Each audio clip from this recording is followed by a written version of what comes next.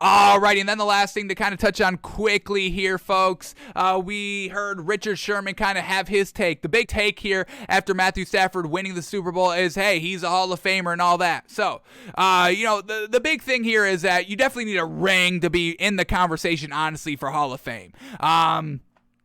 If you're ringless, it's going to take a lot. You're going to have to kind of be the best of your position, and you're going to have record after record after record if you don't have a ring. One ring gets you in the conversation. 2 rings really should be, hey, all right, now, yeah, we are leaning a little bit more towards the yes. Now let's see the accolades, the stats, and compare them to everybody else that's in there. So 1 ring gets you in the conversation, which is obviously why Matthew Stafford is in the conversation right now. But we hear from Richard Sherman, so let's see what he's saying here, and I agree with a lot of it, and we'll go from there. But this is what Richard Sherman says about Matthew Stafford being in the Hall of Fame. He says, quote, I'm going to talk about it on the podcast, but the Hall of Fame bar is incredibly low now. And that is exactly it, folks. I mean, I've said this at the beginning of this season, folks, that the Hall of Fame is super watered down, and we even floated out the idea. This is when I had one of my friends, Omar, on the show, and we floated out the idea of, hey, a Hall of the Elite, like a top 100 rolling list that maybe gets kind of voted on every single year. All right, who's the top 100 players? We still have the Hall of Fame because the Hall of Fame, I mean, we do need something that kind of can transcend eras because obviously, once again, just competition and technology and how to kind of condition your body, it's always just going to get increased. We're going to get more information, so we're going to get better athletes for better passing and better throws and all that, and the game is turning a little bit more towards offense, so we're getting better numbers compared to what we got in the 70s and 80s and 90s, obviously. So we do need kind of a Hall of Fame to kind of transcend that. Who was kind of the best at their time period, their era. But we also need kind of a, hey, who's like the best of the best? I mean, we love the greatest of all time discussion, and obviously that's Tom Brady, no debate. We don't need to debate that. That is that. But we do need kind of like a Hall of the Elite, something that's a little bit of a step above the Hall of Fame. Not get rid of the Hall of Fame. Everybody should still keep their gold jackets and the bust of them and still have the Hall of Fame museum.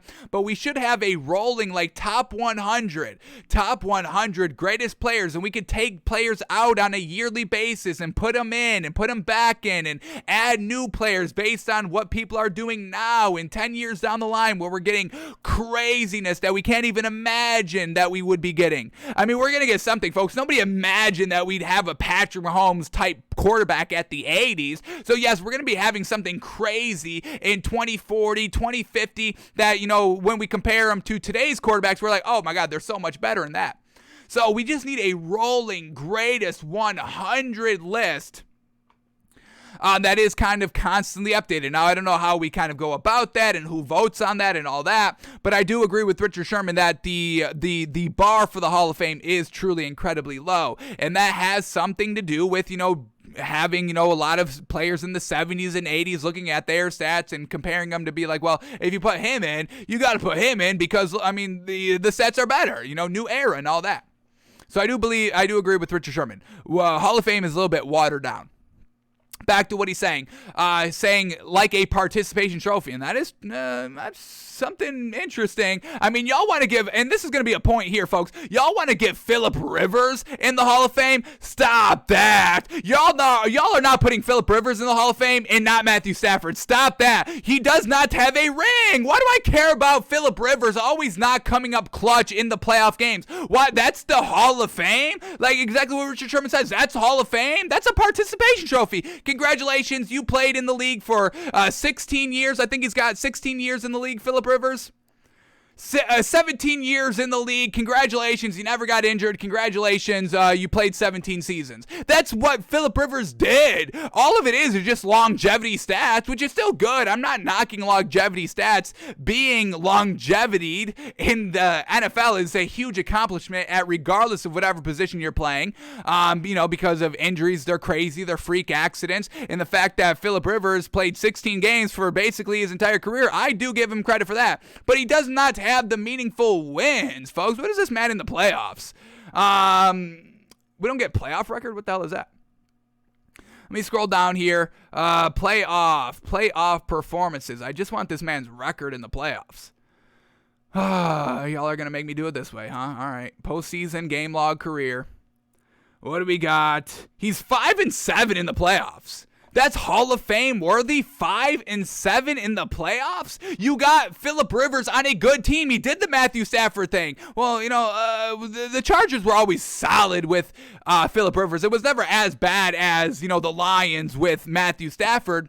But, his final year, Phillip Rivers' final year, he goes to the Colts, who were primed to win a championship. And he still got bounced first round.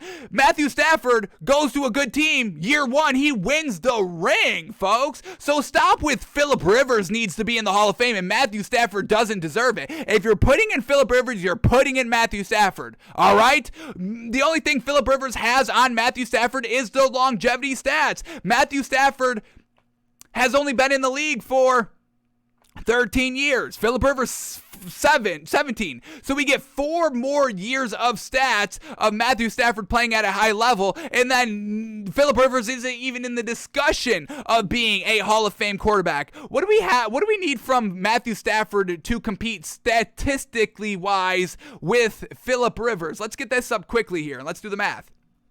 So, we get Phillip Rivers. He's at 63,000 passing yards, where Matthew Stafford is at 50,000. So, Phillip Rivers has 13,000 more yards in 4 more years. So, what does Matthew Stafford need to do to catch that?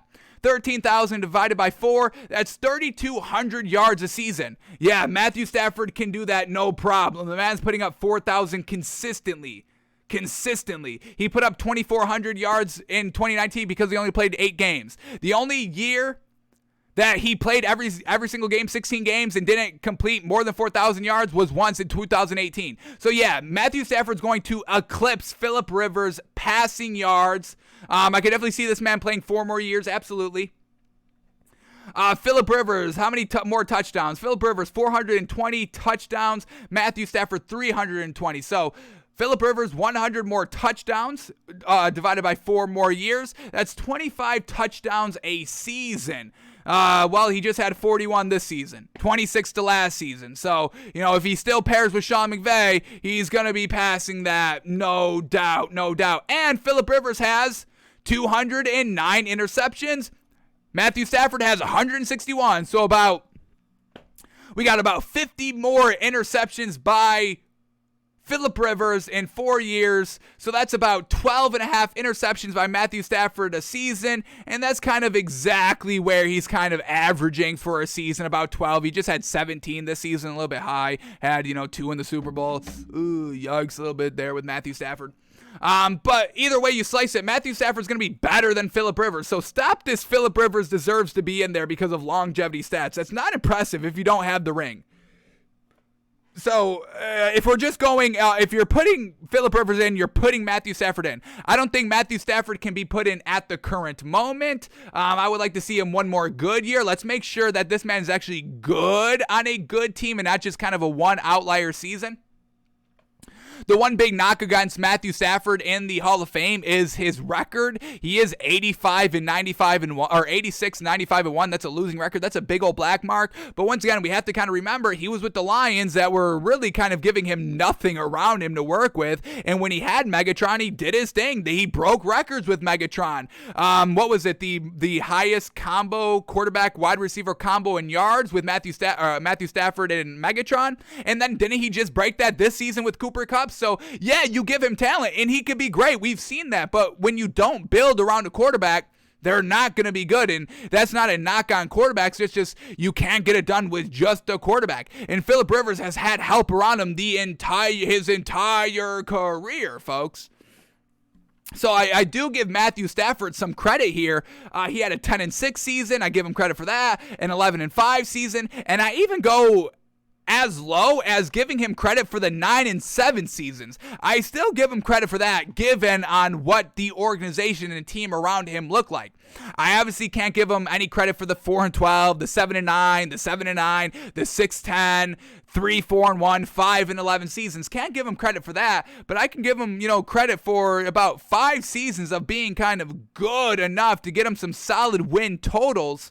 Just overall, the overall record is a little alarming. I mean, Phillip Rivers, what do we got him? He's 134 and 106. So, obviously, winning record there, fantastic. But Matthew Stafford can definitely get that. Matthew Stafford, what do you got wins-wise? He's about, let me subtract the wins here. 134 minus 86. Phillip Rivers, 48 more wins over a 4-year period. So we got to get Matthew Stafford about 12 wins a season. And they just went 12-5 this year. So Matthew Stafford, at the end of the day, if he plays, 17 seasons like Phillip Rivers did, and I can definitely see that happening, Matthew Stafford is going to be passing or having the same stats as Phillip Rivers and a ring. So stop with the Phillip Rivers in the Hall of Fame.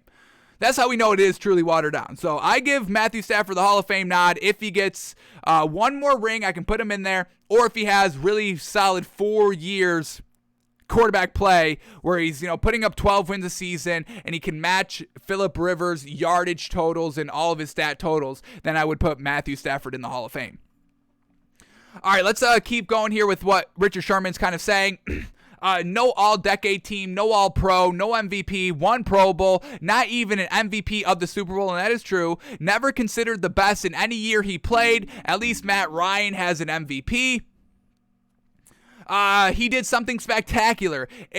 It's really a macrocosm of his career. Did good, not great, made a few wild passes, made a few facepalm passes. Aaron Donald and Von Miller are the 2 Hall of Famers he should thank. Yeah, Aaron Donald, definitely a Hall of Famer. Von Miller, I would like to have the debate, the discussion.